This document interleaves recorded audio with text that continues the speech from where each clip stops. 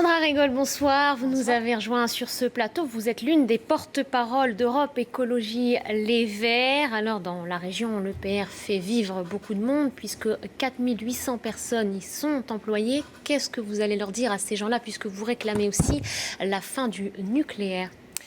J'ai envie de leur dire, on a envie de leur dire que leur travail pourrait être décuplé si on investissait enfin, si la France avait enfin le courage d'innover et d'entreprendre, et qu'au lieu de rester sur des schémas anciens et dépassés que sont le nucléaire, on investissait sur des nouvelles énergies qui ont un avenir, et donc des emplois qui ont un avenir. Vous voyez, par exemple, là, sur 1 million d'emplois, sur 1 million d'euros investis pour développer des emplois et pour développer une énergie nucléaire, on crée 5 emplois, là où on en crée 14 quand on investit dans les énergies renouvelables. C'est ce message-là qu'on a envie de faire passer, et surtout celui de dénoncer le scandale qui est en fait cette EPR de Flamanville et qui est ce système du nucléaire.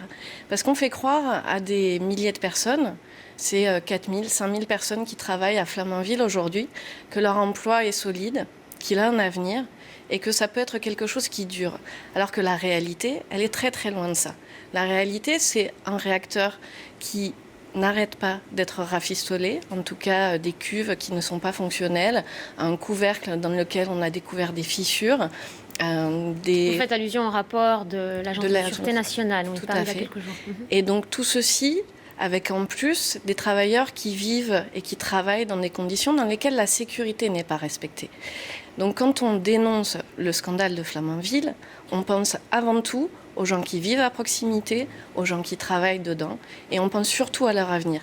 Parce qu'on ne fait pas de l'emploi dans une France qui va comme elle va, en misant sur des solutions du passé, mais on mise sur l'emploi en innovant. Et c'est ce qu'on veut défendre, et c'est ce qu'on veut défendre là-bas comme ailleurs. D'accord.